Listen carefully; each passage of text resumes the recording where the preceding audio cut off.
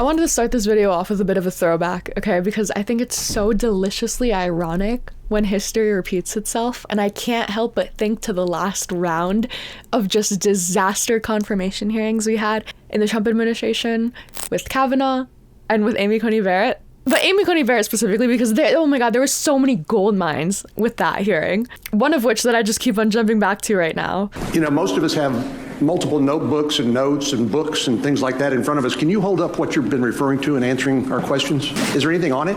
That letterhead that says United States Senate.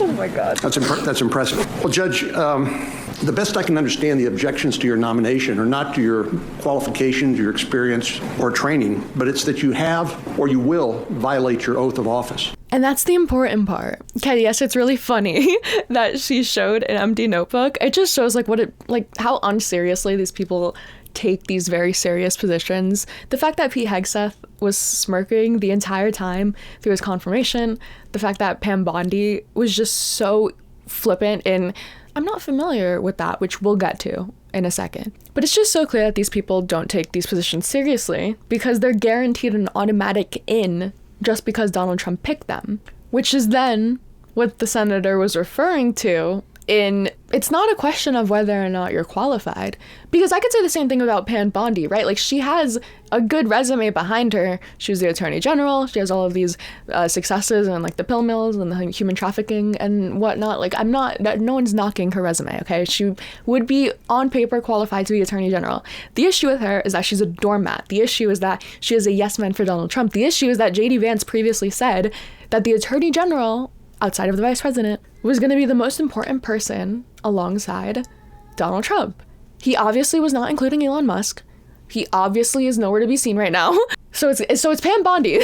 So, like, her unwillingness to put her foot down for anything, her unwillingness to acknowledge the results of the 2020 election out of fear of pissing off Donald Trump, like, that should be disqualifying. She spent the entire 3 hours going on and on and on and on and on about how she's going to be the cure, she's going to be the magic fix to the DOJ. She's going to be the reason that there is no longer any weaponization in the Justice Department. Yet, when you have someone that's right in front of her suggesting to her, isn't it true that this? Isn't it true that that? Isn't it true that this? All she does is yes, yes, yes, yes, whatever you say, yes. Take a look. Can we agree that legitimacy is important to the Department of Justice, which in part administers our criminal justice system? Yes, Senator. And if Americans come to believe that our criminal justice system or our Department of Justice is acting illegitimately, that makes Americans less likely to accept the results of that system, does it not? Yes, Senator. And that makes Americans less likely to follow the substantive laws that we pass that are administered by the Department of Justice. Isn't that true? Yes, Senator. And if that happens, we have chaos, don't we? Chaos. And the social contract is breached, isn't it? Yes. Do you remember a person by the name of Michael Avenatti? Yes. $10 says she had no clue who that person was when he said the name, and she's throwing a shot in the dark right now of maybe she can remember. Several years ago, he was a media star here in Washington. An attorney, correct? Yes. He was a media star. And many members of our media loved him because he persistently bashed Donald Trump. And he was on TV every day. He was on CNN more than Wolf Blitzer. Do you know where Mr. Avenatti is today? I believe he's sitting in prison, Senator. He's in jail because he was a crook, and the Department of Justice helped put him there, didn't it? Yes, Senator. Yes, Senator. Whatever you say, Senator. She has to look at the case. She has to look at the facts of every other case. Every other case. She can't use her legal insight to know whether or not someone is guilty or innocent. But with this one, as soon as Senator Kennedy says it, he's in jail because he's a crook, right? Yes. Yes, whatever you say. And that is the issue, okay? You can say all you want. You can talk all you want, Pam Bondi, about how you're going to be so nonpartisan, about how you're not going to use any outside influence, about how you're going to be so independent from the White House.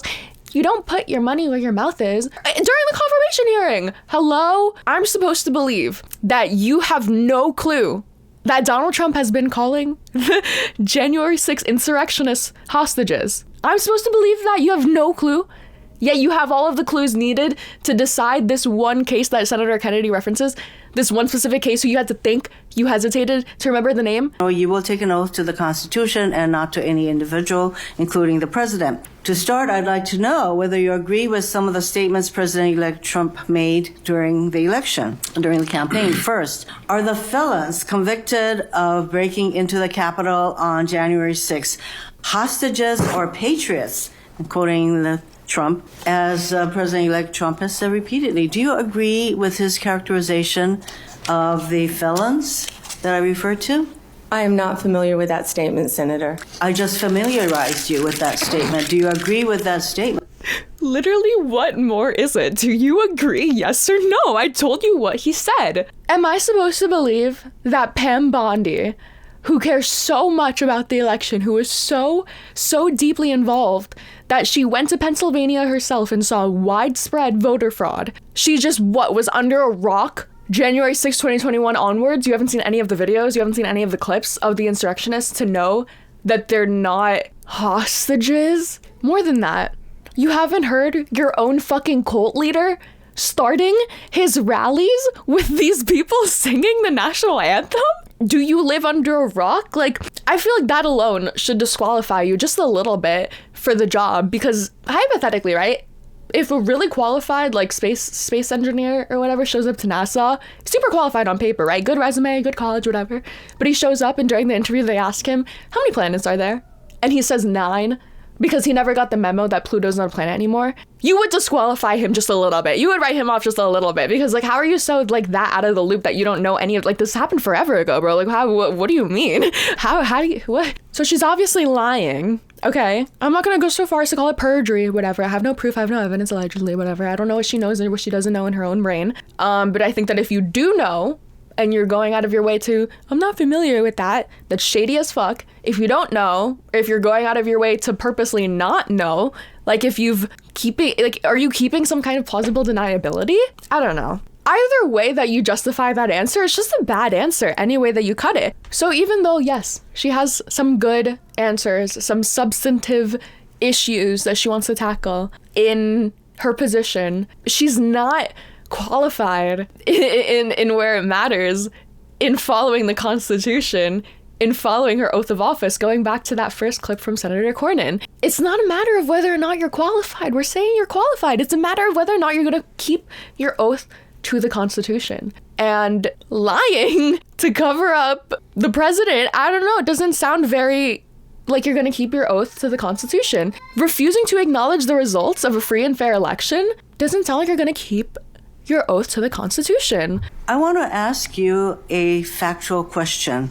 Who won the 2020 presidential election? Joe Biden is the President of the United States. Ms. Bondi, you know that there is a difference between acknowledging it and, I can say that Donald Trump won the 2024 election. I may not like it, but I can say it. You cannot say who won the 2020 presidential election. And why can't she say it? Probably because it would hurt Daddy Trump's ego. Did you eat food today? There are nutritional elements in my stomach. Hello? Did you eat today or not? Like, who the fuck talks like that? Like, what? Joe Biden was sworn into office. There was a peaceful transfer of power, which, what a joke if you think that there was a peaceful transfer of power. Well, like, she really has been living under a rock since January 6, 2021, I guess. If you haven't seen any of the videos of the violence, if you haven't seen the videos of the officers' heads being crushed in, like people being shot, like stabbed, like, okay, peaceful transfer of power, I guess.